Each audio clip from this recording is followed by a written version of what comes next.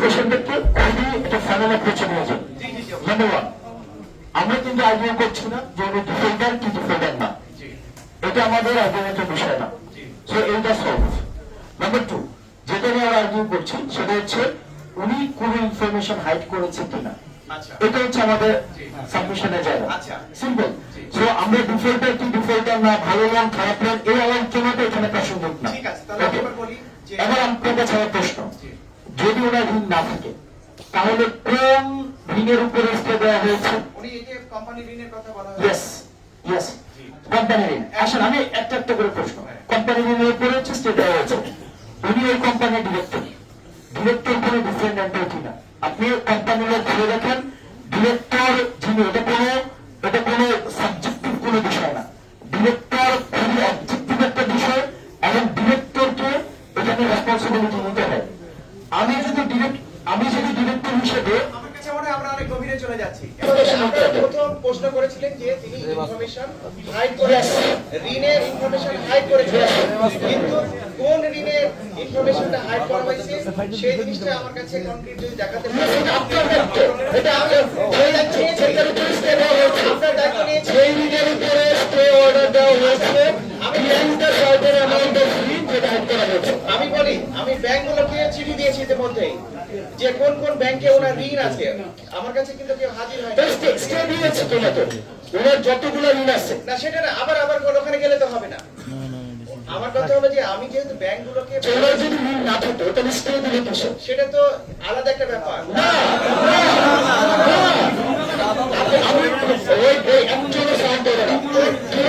কোন ইনফরমেশনটা হাইড করেছে আমাকে দেখান। আমি একটা রেশনাল ডিসকাশন, যদি স্যার একটা রেশনাল ডিসকাশন,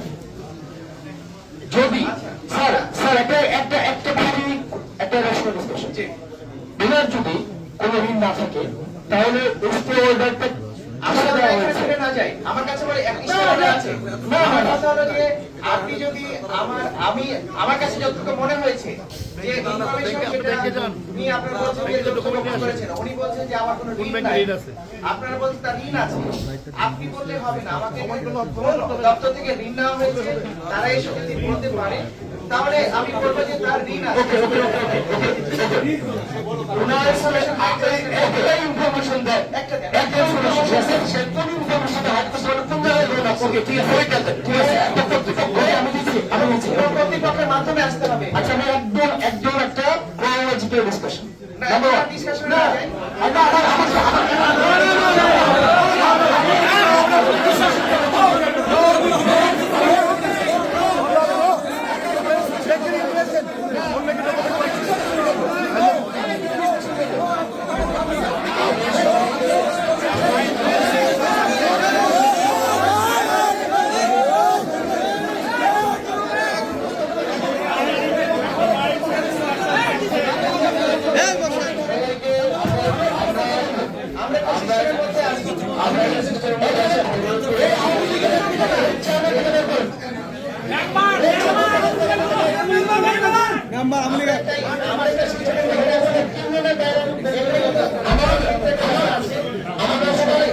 আমরা সবাই নির্বাচনে আচরণবিধি মেনে চলবো।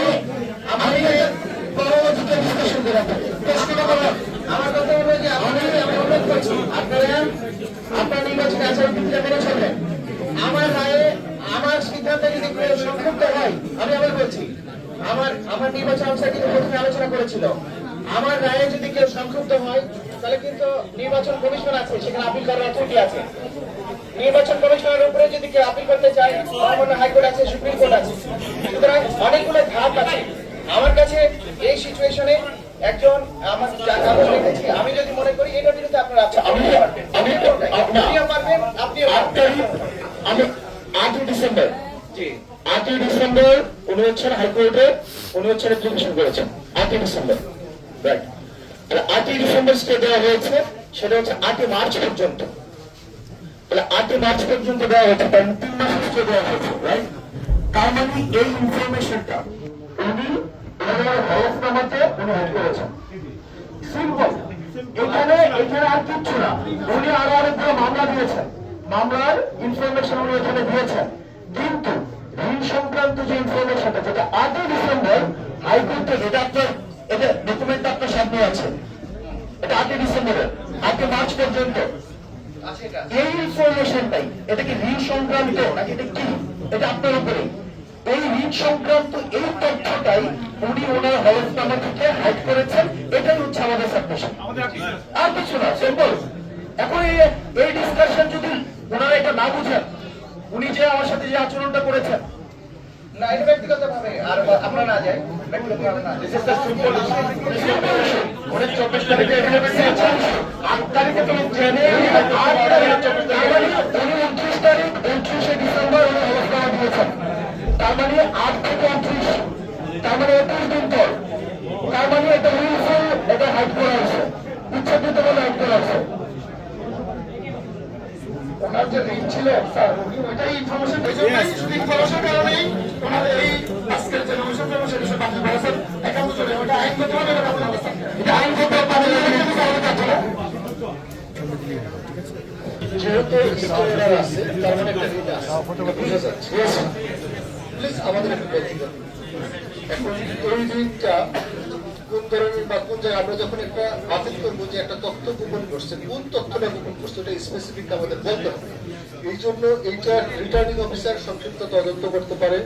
রিটার্নিং অফিসার এই বিষয়ে সিদ্ধান্ত নেবে, প্রয়োজনে সংশ্লিষ্ট কর্তৃপক্ষের সাথে আলোচনা করবে, প্রয়োজনে তদন্ত করবে, তারপরে সিদ্ধান্ত নিতে পারবে। রিটার্নিং অফিসার সার্বিক বিবেচনায় তার সিদ্ধান্ত জানাবেন। সংক্ষিপ্ত তদন্ত করে কোন তথ্যটা এখানে হাইড করা হচ্ছে বা দেওয়া হয়নি সে বিষয়টি আমরা একটু জানি। যদি আপনাদের এই সময়ের মধ্যে আপনারা দিতে পারেন যে এই ব্যাংকের বা এই জায়গা থেকে কোনো ফি আছে, সেটা আপনাদেরকে আমরা একটু সময় দিলাম। আপনারা যদি দিতে পারেন এর মধ্যে, তাহলে আমরা হয়তো হয়ে যাবে এবং পরবর্তী শুনানিতে না, এখন স্থগিত থাকবে সিদ্ধান্তটা। না, এটা এখন স্থগিত থাকবে সিদ্ধান্ত আমরা এই আজকে স্যার এটা ইস্তেফার বর্তমানে আমাদের যথেষ্ট সমাধান দেবো। আজকের জন্য এটা ইস্তেফার রাখা প্রার্থনা করি।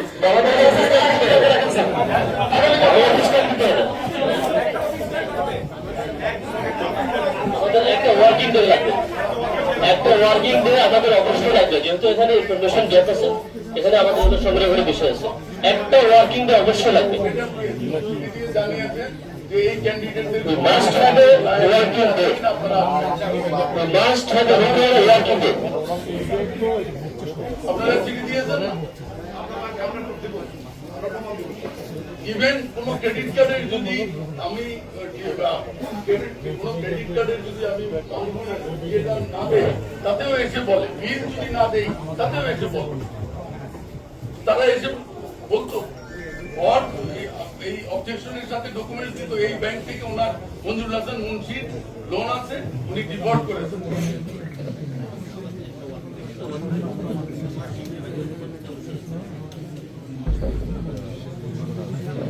আমরা পোয়েট্রি রিকোয়েস্ট করবো, আমাদেরকে